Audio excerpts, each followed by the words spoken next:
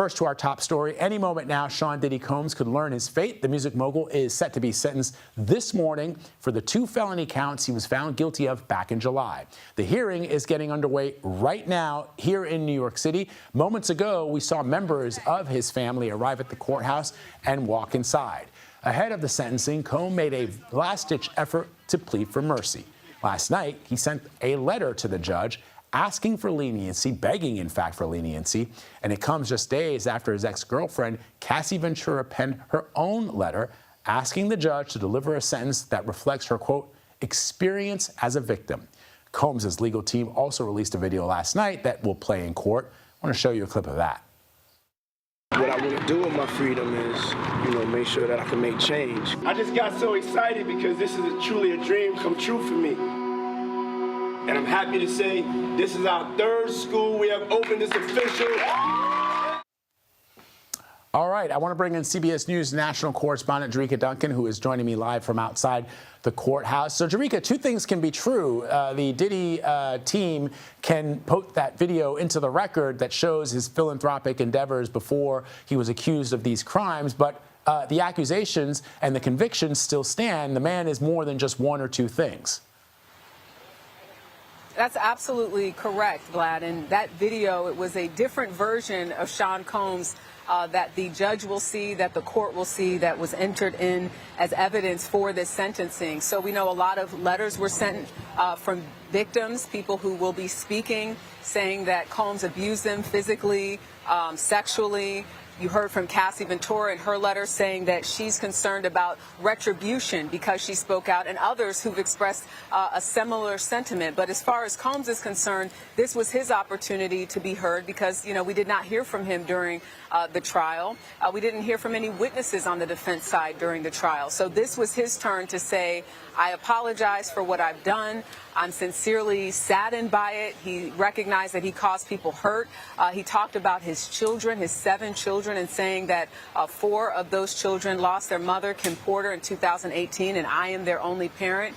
He talked about being sober for the first time in 25 years and said that he wants to do better and he promised not to ever commit any more crimes. So this was a moment, again, that video showing really he's saying I could be more helpful out in the community than behind bars. His defense team asking for 14 months, also considering time served, so they want him out very soon. Meanwhile, the prosecutors are saying he should be behind bars for at least 11 years, about 11 years. So the other news that you have for us, Jericka, is the Combs is facing this new lawsuit from a former stylist. You spoke exclusively with him. What did he tell you? That's right. So Deontay Nash worked for Combs from 2008 to about 2018, and he was a stylist for Combs and also Cassie Ventura, Combs' ex-girlfriend. So he describes being fearful, he says, of Combs and saying that he had all of the cards, he had all of the control, and he said that he was physically and sexually and emotionally abused by Combs. We spoke to him on Monday in Los Angeles. Take a listen to some of what he described in reference to being strangled, he said, on multiple occasions. Cassie was shooting a video, I love it, and we went to like a restaurant the night before. He just came in with such a bad attitude, so I just left the room, you know what I mean? And I went outside to smoke a cigarette. Don't know how he found me. My back was turned. The next thing I know, he's coming up to me and grabbing me and choking me and throwing me on the car. Didn't I tell y'all don't need to be going out? I'm like, Jesus Christ, and he's like choking me out.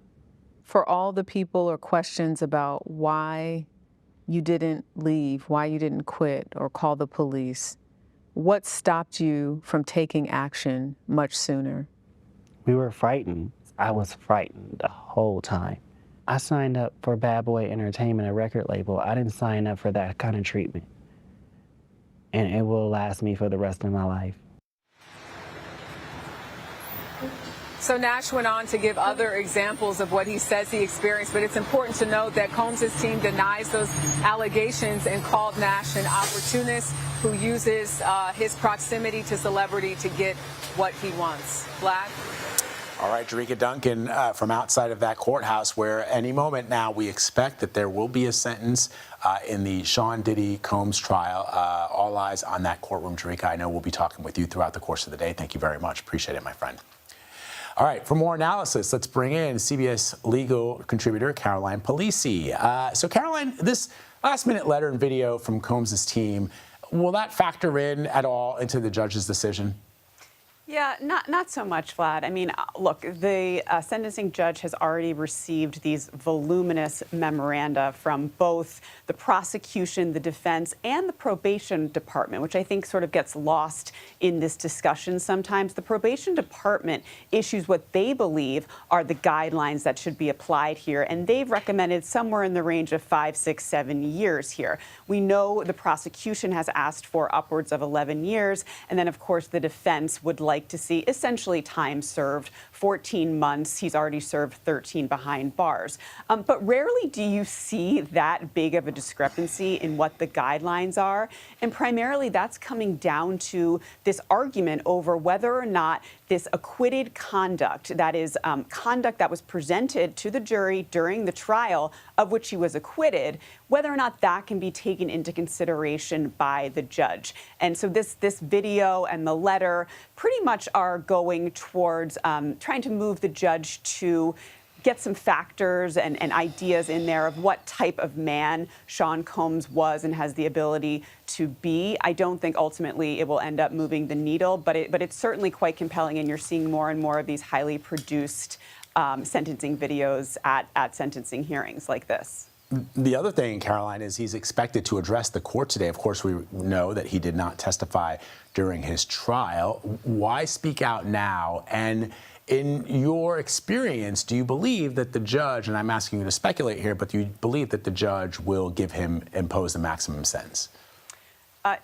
Last question first. Definitely not the maximum sentence, because remember, the maximum sentence here is potentially 20 years, 10 years for each of those transportation to engage in prostitution charges.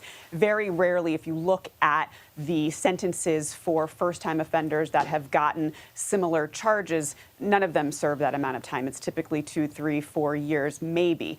But, you know, speaking at your sentencing versus speaking at your trial, completely different ball games. At trial, you are defending yourself.